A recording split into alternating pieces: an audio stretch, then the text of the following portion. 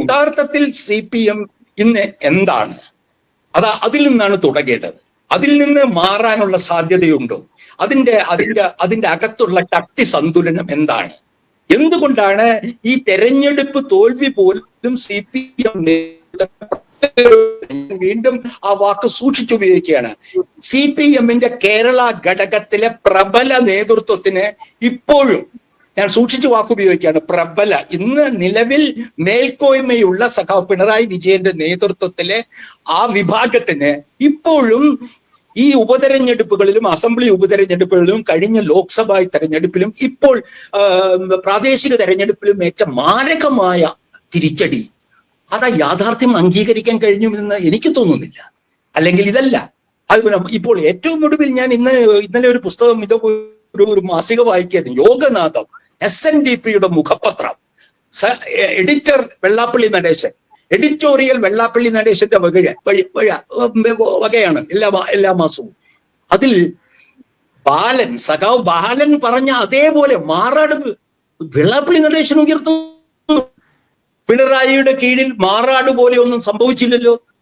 എന്തൊരു തരം ഒരു താതാത്മ്യമാണ് പെട്ടെന്ന് മാറിക്കൊണ്ടിരിക്കുന്നത്. പറയുന്നു അതിലും ഏറ്റവും അപകടകരമായ, ഞാൻ ഇതുവരെ എവിടെയും കേട്ടിട്ടില്ലാത്ത, മുസ്ലിം ലീഗോ UDF-ന് മുന്നിൽ വെച്ചുകൊണ്ട് മുസ്ലിം ലീഗ് മതരാഷ്ട്രവാദത്തിന് ശ്രമിക്കുകയാണ്. മുസ്ലിം ലീഗ് മതരാഷ്ട്രം സൃഷ്ടിക്കാനായിട്ട് കേരളത്തിലെ മലപ്പുറത്തും കാസർഗോഡും നിന്ന് UDF-നെ മുന്നിൽ വെച്ച് നിൽക്കുകയാണെന്ന് ഒരു സമുദായ കക്ഷിയുടെ നേതാവ് കയ്യൊപ്പിട്ട എഡിറ്റോറിയൽ എഴുതിയിരിക്കുകയാണ് അവരുടെ മുഖപത്രത്തിൽ. ഇതാണ് യഥാർത്ഥത്തിലുള്ള രാഷ്ട്രീയ അടിയൊഴുക്കുകൾ. അല്ലെങ്കിൽ ഐഷ പോറ്റിയും റജീസ് സക്കറിയാസിനെയൊന്നും നമ്മൾ ചർച്ച ചെയ്ത് ചെറിയാൻ, താങ്കളും ഞാനുമൊക്കെ വളരെ ജനങ്ങൾ വായിച്ചിരുന്ന പത്രങ്ങളും ഒക്കെ പ്രവർത്തിച്ചിട്ടുള്ളവരും ചാനൽ ചർച്ചകളും നിലപാടുകളൊക്കെ എടുക്കുന്നില്ലേ. ഈ റജി ചക്രിയ എന്നൊക്കെ പറയുന്ന ഇന്നലെ മുളച്ച കൂണുകളെ പറ്റി നാം ചർച്ച ചെയ്യരുത്. ഐഷ പോറ്റി ഒരു ലൈറ്റ് വെയിറ്റ് ആണ്, പ്ലീസ് മനസ്സിലാക്കും. അതുകൊണ്ട് നമുക്ക് കുറച്ച് ആഴത്തിലുള്ള മാറ്റങ്ങൾ ഉണ്ടാവണമെന്ന് ഇതാണ് നമ്മൾ കേൾക്കാൻ ഉദ്ദേശിച്ചത്. അതായത് ഇന്നത്തെ സിറ്റുവേഷനിൽ ഇടതുപക്ഷത്തിന് മൂന്നാമതൊരു ഊഴം കിട്ടുക എന്ന് പറഞ്ഞാൽ അത് വളരെ ക്ലേശകരമായ ഒരു പ്രവൃത്തിയാണ് എന്ന് ഇതൊക്കെ കാണിക്കുന്നു എന്ന് മാത്രമേ ഉള്ളൂ. അതായത് നിങ്ങൾ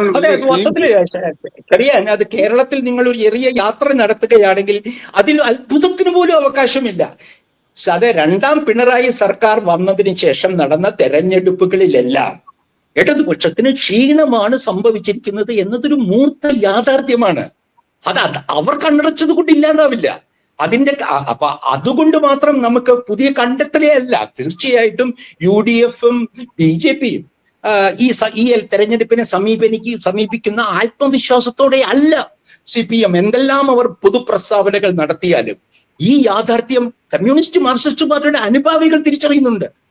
അപ്പൊ ഇത് നമ്മൾ വെറും ചാനൽ മുറിയിലിരുന്നോ അല്ലെങ്കിൽ ഇത്തരത്തിലുള്ള തെക്കുവടക്കിൽ മാത്രമല്ലല്ലോ ജീവിക്കുന്നത്. സജീവമായി രാഷ്ട്രീയ പൊതുജീവിതത്തിൽ നമുക്ക് മനസ്സിലാവുന്നുണ്ട്. നിങ്ങളുടെ അപ്പൊ നമുക്ക് പാർട്ടിയുടെ അനുഭാവികൾ പോലും ഭയത്തോടു കൂടിയാണ് ഈ തെരഞ്ഞെടുപ്പിനെ കാണുന്നത്. ചെറിയാൻ ഇവിടെ കേരളത്തിൽ നിന്ന് എനിക്ക് സത്യസന്ധമായ അത്രേ പറയാൻ കഴിയുകയുള്ളൂ. താങ്കൾ ദയവായി കേരളത്തിലേക്ക് വരിക, തെരഞ്ഞെടുപ്പിന് മുൻപ് കേരളത്തിന്റെ കാലാവസ്ഥ മനസ്സിലാക്കുക. അല്ല, അത് മനസ്സിലാക്കി വെള്ളാപ്പള്ളിയെ പോലുള്ള ക്രാസ് കമ്മ്യൂണൽ ആൾക്കാരെ മാറ്റി നിർത്തി ഉള്ള രാഷ്ട്രീയ അടിത്തറ മെയിൻറ്റെയിൻ ചെയ്തു പോകാൻ ഇടതുപക്ഷത്തിന് കഴിയട്ടെ എന്ന് ആശംസിച്ചുകൊണ്ട് സമയം വൈകി. ഇതൊരു തീവണ്ടിയാണ്, ഇതിന് റിവേഴ്സ് എടുക്കാൻ പറ്റില്ല. പ്ലീസ് അത് മനസ്സിലാക്കൂ. തിരിച്ച് യൂട്ടേൺ എടുക്കാൻ കഴിയുകയില്ല. ഇത് തീവണ്ടിയാണ്, കാറല്ല കമ്മ്യൂണിസ്റ്റ് പാർട്ടി എന്ന് പറയുന്നത്. അപ്പൊ നമുക്ക് പ്രതീക്ഷിക്കാം. പക്ഷെ എന്റെ അഭിപ്രായത്തിൽ ആ പ്രതീക്ഷ പൂവണിയണമെങ്കിൽ അത് തെരഞ്ഞെടുപ്പ് ഫലം കൂടി വന്നതിന് ശേഷം മാത്രമേ അതിന് എന്തെങ്കിലും സാധ്യത ഞാൻ കാണുന്നുള്ളൂ. നന്ദി, നമസ്കാരം. അത് അങ്ങനെ ഉണ്ടാകട്ടെ എന്ന് ആശിച്ചുകൊണ്ട് വേറൊരു വിഷയമായി ഞങ്ങൾ